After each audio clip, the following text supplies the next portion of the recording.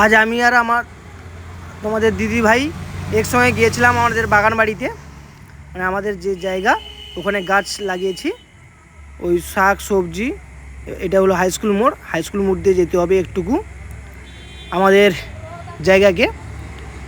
ওখানে কিছু শাক সবজি গাছ লাগিয়েছি, তাই ওই ফলন হয়েছে বলে, মানে শাক সবজি চাষের ফলন হয়েছে বলে, তাই ওইগুলো একটু কাটতে গেছি বাড়ির জন্য খাওয়া দাওয়া হবে বলে, মানে খাওয়া হবে বলে।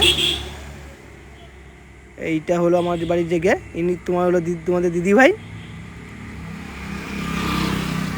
যে আমি লেবু গাছগুলো দেখতে যাচ্ছি, লেবু কতগুলো হয়েছে লেবু দেখতে যাচ্ছি। পুকুর পাড়ে সব লেবুর গাছগুলো লাগিয়েছি।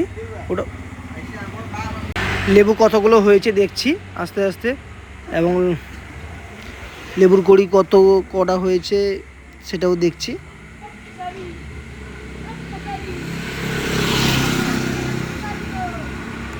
ছোট করে একটা টবার মতো কাটা আছে, যা কারণ ওই জল নিয়ে ওই গাছগুলো দেওয়া হয়, তাই একটু টবার মতো কাটা আছে।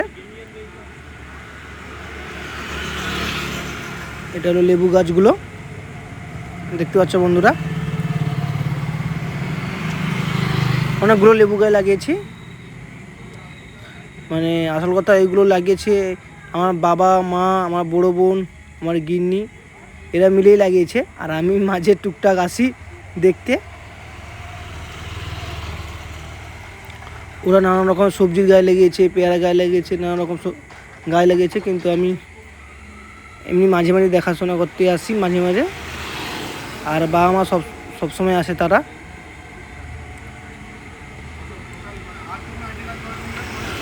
যেই পাতাটা অসুবিধা হয়েছে আমি ওটা কেটে ছড়ে দিচ্ছি, এটাই হলো আমার কাজ।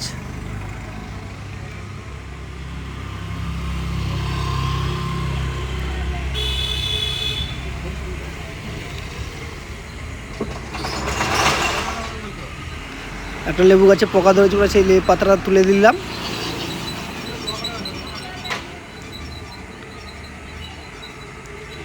দেখো পালং শাকের গাছ আছে, কচু গাছ আছে, বুড়ো ওলের গাছ আছে, নানা রকমের গাছ আছে।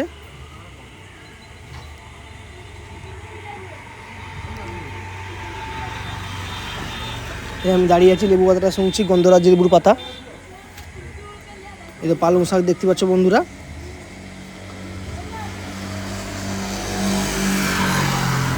এটা বড় ওল গাছ, ওল ধরেছে, গাছগুলো হয়েছে একটু বড় বড় হয়েছে। এই কিছু কিছু গাছ নতুন উঠছে সবে, বেগুন গাছগুলো হয়েছে, এগুলো বেগুন গাছ আছে এবং ওল গাছটার কাছে আছে।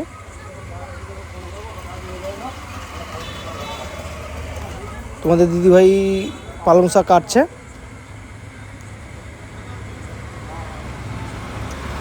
আর এখানে কি গাছগুলো আমি ঠিক বলতে পারছি না, এই সবে উঠছে নতুন।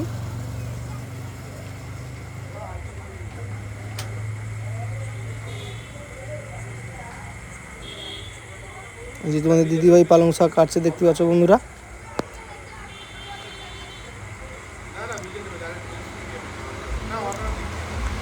তারপরে কাটা শেষ হয়ে আসছে পরপর, তারপরে বাড়ি যাব। যে বাড়ি যাওয়ার পথে এক ব্যাগ মতো শাক তুলে হয়েছে, অনেক রকমের শাক। তারপরে একজন বাড়িতে কলা দিয়েছিল, তাই কলাটা ব্যাগের ভিতরে আছে। সন্ধে হয়ে গেছে বাড়ি ফিরতে।